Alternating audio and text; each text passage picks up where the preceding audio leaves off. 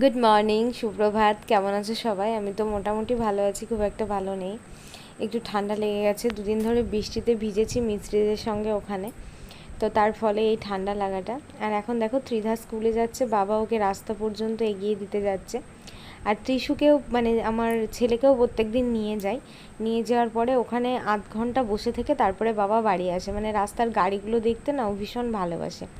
তো যতক্ষণে বাবা ওকে নিয়ে যায় ততক্ষণে আমি চেষ্টা করি যে ঘরটা যদি একটু পরিষ্কার করে নিতে পারি, মানে ঘরের বিছানাটা তুলে বালিশ মানে চাদরটা চেঞ্জ করে যদি একটু কাঁচা চাদর মানে যতটুকুনি কাজ এগিয়ে রাখা যায় আর কি। তো বাবা তো আর আজকের আর কালকের দিনটাই আছে, পরশু দিন বাবা ধরো চলে যাবে, তখন তো সব কিছু একাই করতে হবে। তখন কিভাবে যে কী করব মানে সেটাই ভাবছি। তো আগের থেকে তো অনেক ওয়েট লস হয়ে গেছে, মানে কিছুদিন আগেও ভাবছিলাম যে এত ওয়েটটা গেন করছে, 55, 56, 57, 58, 59, 59-এ গিয়ে লাস্ট ঠেকেছিল। তো সেইটা নিয়ে একটু চিন্তায় ছিলাম, কিন্তু পরে গিয়ে দেখলাম না, এটা আর আমাকে কষ্ট করে ডায়েট করতে হলো না, অটোমেটিক মানে খাটনির প্রেশারে আমি রোগা হয়ে গেলাম। তো অনেকটাই রোগা হয়ে গেছি। যাই হোক, রোগা হওয়া ভালো, হাড় থাকলে মাস ঠিক লাগবে। আর বেশ কিছুদিন যাবৎ একটু শরীরটা ভালো ছিল, কিন্তু তোমাদের দাদাভাই চলে যাওয়ার পর থেকে চারিদিককার একটা বাড়ি করা মানে কম ঝামেলার বিষয় না। আর অনেকেই কমেন্টসে বলছে যে দিদিভাই বাড়িটা কতদূর কী হচ্ছে না হচ্ছে প্রতিদিন ভিডিওতে শেয়ার করবে।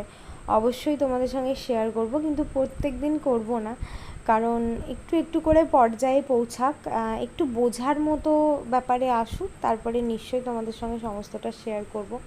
যেহেতু আমি ডেলি ভ্লগ শেয়ার করি 2021 সাল থেকে, আমার জীবনে ভালো লাগা মন্দ লাগা রিয়েল যেটুকুনি, হ্যাঁ, তো সেটুকুনি রিয়েলটাকেই তোমাদের সামনে প্রেজেন্ট করি, কোনো দিনই বানানো সাজানো গোছানো না। এরকম আমি অনেক সময় দেখেছি অনেকে ভিডিওর জন্য অনেক কিছু সুন্দরভাবে সাজিয়ে গুছিয়ে সেট আপ করে, কিন্তু আমি সেটা নয়। মানে আমি আমার এই মানে ভিতরেও মানে আমি অ্যাকচুয়ালি যা করি সেটাই আর কি ভিডিওতে দেখাই। তো বিছানার চাদরগুলো খুব খারাপ হয়ে গেছে, ভাবছি তিথার পরীক্ষাটা শেষ হয়ে গেলে একদিন বাপের বাড়ি যাব, কারণ বাবাকে আনতেও হবে আর তার সাথে কিছু কেনাকাটাও আমাকে করতে হবে। এই মুহূর্তে একটু সমস্যা, তো যাই হোক দেখা যাক কবে কি হচ্ছে। তো সকালে ত্রিধাকে আর ওর দাদুকে ভাত রান্না করে দিয়েছিলাম, ওরা ভাত খেয়েছে, আর ওইখানে একটু আলু সিদ্ধ দিয়ে দিয়েছিলাম, পেঁয়াজ কাঁচা লঙ্কা লবণ তেল দিয়ে মেখে আমি একটু হালকা করে সকালে মুড়ি ব্রেকফাস্ট করে নিলাম। আমার না সকালের দিকে না ভাতটা আর এখন একদমই খেতে ভালো লাগে না। আগে যেন খুব ভালো খিদে হতো, এখনও আমার ছেলে বুকে দুধ খায়। আর আরেকজন বোনও আমাকে জিজ্ঞাসা করেছে যে আমার ছেলে কি খায়। তো আমি একটু ওয়েট করো, তোমাদেরকে বলবো যে আমার ছেলেকে কি কি খাওয়াই আমি।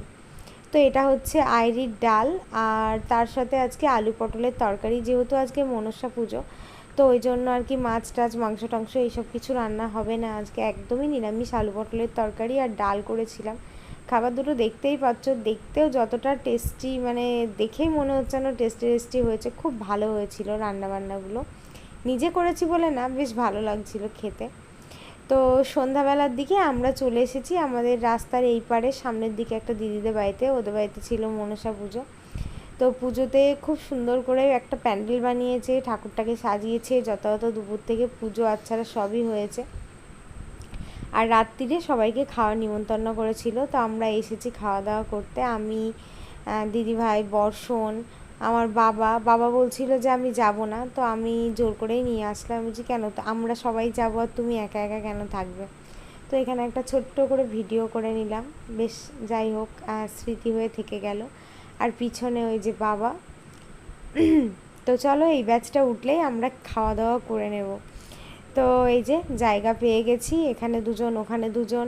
তো ত্রিধা বলছে মা ভাই আমার কাছেই থাক, তো আমি বলছি যে না তুই ভাইকে নিয়ে খেতে পারবি না, বলছে না আমি খেতে পারবো, ভাই আমার কাছে থাক। তো আমি বললাম ভাইকে নিয়ে আর খেতে হবে না, কারণ এক্ষুনি গরম খিচুড়ির মধ্যে না হলে হাত ভরে দেবে, না হলে একটা বিপদ ঘটাবে, তো ভাইকে আমার কাছে দিয়ে দে, তাহলে আমি একটু সাবধানে রাখতে পারবো। আর ও যেহেতু একদমই ছোট, ঠিকঠাকভাবে ইয়েও করতে পারবে না। তো এটা হচ্ছে পরের দিন সকালের ভিডিও, ওখানে খাওয়া দাওয়া করে আমরা বাড়ি আসার পরে আর তেমনভাবে কোনো ভিডিও পোস্ট করিনি। তো পরের দিন সকালে ওয়াশিং মেশিনে কিছু জামা কাপড় দিয়েছিলাম। আজকে মনে হয় দুপুরে রান্না আমাকেই করতে হবে, তাই আমি আজকে ডিমের ঝোল করছি, তো তোমাদেরকে দেখাই। বাপরে আমার যেতেও ভয় লাগছে। ওই মা, হ্যাঁ ফাইনালি করে দিয়েছি।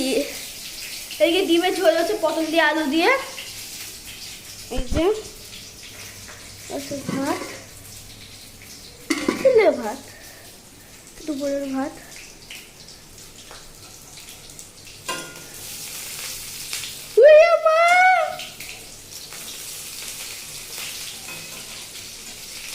এই ডিমটা ছাড়াতে কি অবস্থা হয়েছে, একবার ডিমের মুখটা দেখে বুঝতে পারছো তোমরা।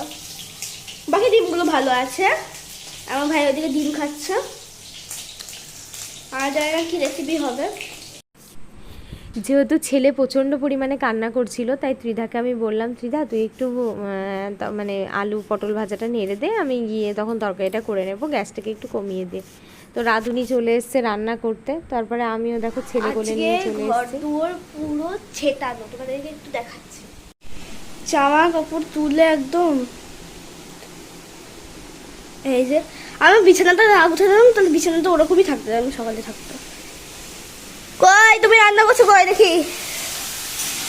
পুচকেটাকে কোলে নিয়ে রান্না করছি।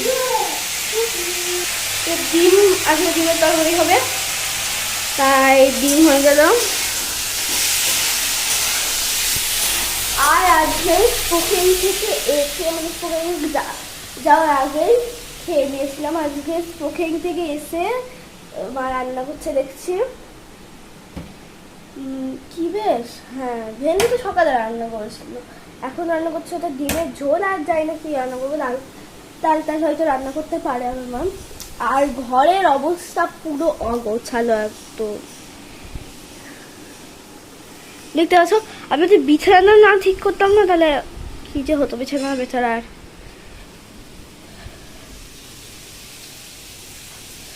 পুরো রান্না এখানে করছে।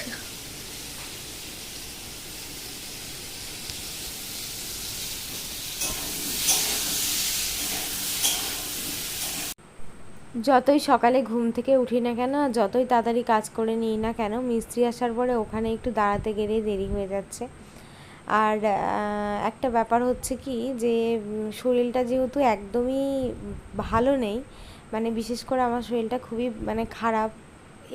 এই দিনটা থেকে আমি বুঝতে পারছিলাম যে শরীরটা খুবই খারাপ লাগছে। তো সেই কারণে আর কি আজকে কিচ্ছু রান্না করিনি, একদম প্লেন আলু দিয়ে পটল দিয়ে ডিমের ঝোল আর ভাত। আমার বাবার না খাওয়া নিয়ে কোনো সমস্যা নেই, আমার বাবাকে যদি আলু সিদ্ধ ভাতও দিয়ে দাও তাও আমার বাবা খেয়ে নেবে। যদি তুমি শুধু ভাত আর কি লবণ দিয়ে দাও তাও আমার বাবা খেয়ে নেবে। তো যাই হোক, বাবার জন্য একটু ভালো মন্দ রান্না করব বলে বাজারেও যেতে পারছি না। এর আগের দিন বাজারে গেছিলাম, সেদিন তো যাই হোক এনেছিলাম, তো মোটামুটি ওই রকম চলার মধ্যে ছিল। তো আজকে খালি একদম ধনেপাতা আর একটু শাহি গরম মশলার গুঁড়োটা লাস্টে যদি ছিটিয়ে দেওয়া হয়, খাবারের স্মেলটা মনে হয় যেন 3 গুণ বেশি বেড়ে যায়, খুব সুন্দর একটা গন্ধ। তো দেখো আলুগুলো সিদ্ধ হয়ে গেছে, আর যেহেতু কোনো ডাল টাল করছি না ওই জন্য একটু ঝোল রাখবো। তো একটু ঝোল না থাকলে আবার খেতে পারবে না শুকনো শুকনো সবাই। তো তারপরে দুপুরবেলায় খাওয়া দাওয়া করে চলে এসেছিলাম আমাদের বাড়িটা দেখতে। আর এটা হচ্ছে সামনের একটা, আমাদের বাড়ির সামনাসামনি একটা বাড়ি। তো এই বাড়ির গেটটা যেহেতু খোলা ছিল, ত্রিধা আর ওর দাদু দেখো উপরে উঠেছে, এত পরিমাণে সাহস। তো আমাদের কিছু জিনিসপত্র এই দাদাদের ঘরে রাখা হয়েছে, এদের এখনও গৃহপ্রবেশ হয়নি। আর আমার মেয়ে দেখো 3তলার ছাদে উঠে এখন ডান্স করছে, আমি এখান থেকে দেখতে পাচ্ছি। এই যে পুরো একদম 3তলার ছাদে উঠে পড়েছে, দেখো ডান্স করছে। তো যাই হোক, পাগলি মেয়ে একটা। এখান থেকে বাড়ি যাব, বাড়ি থেকে আজকে একটু বাজারে যাব। তো বাবাকে তো এসে থেকে তেমনভাবে কোথাও নিয়ে যাওয়া হয়নি, আর আমার বাবা ভীষণই ঘুরতে ভালোবাসে, ভীষণই মানে কোথাও যেতে ভালোবাসে। তো ভাবলাম চলো একটু বাজারে যাই, বাবাকে নিয়ে যাই। তো ত্রিধা ভাইকে কাঁধে নিয়ে নিয়েছে। তো চলো যাই হোক, যাই সোজা। তো বাজারে গিয়ে অনেক কিছু কেনার ছিল, মানে বাজারে গিয়ে আজকে আমার 3000 টাকা খরচ হয়ে গেল। যদি বাজারে না যেতাম আমার 1 টাকাও খরচ হতো না। তো বাজার থেকে একটু দই আর সিঙ্গারা এনেছিলাম। এখানে না একটা মিষ্টির দোকান আছে, নন্দীর দোকান। তো সিঙ্গারাগুলো এত টেস্টি হয়, চাটনি দিয়ে খেতে এত ভালো লাগে কি বলবো। আর একটা নতুন জিনিস কিনেছি বাজারে গিয়ে। কি কিনেছি? গোপাল কই, তোমার জুতোটা দেখিয়ে দাও, মিমিদারকে দেখিয়ে দাও জুতোটা। কই ওর ওঠো ওঠো ওঠো ওঠো ওঠো আসো। তুমি প্যাকপুক জুতো কিনেছো, মিমিদেরকে দেখিয়ে দাও। ওরে বাবা রে, বলো মিমিরা দেখো আমি কই। ও আচ্ছা, তাহলে আর কি করে হবে।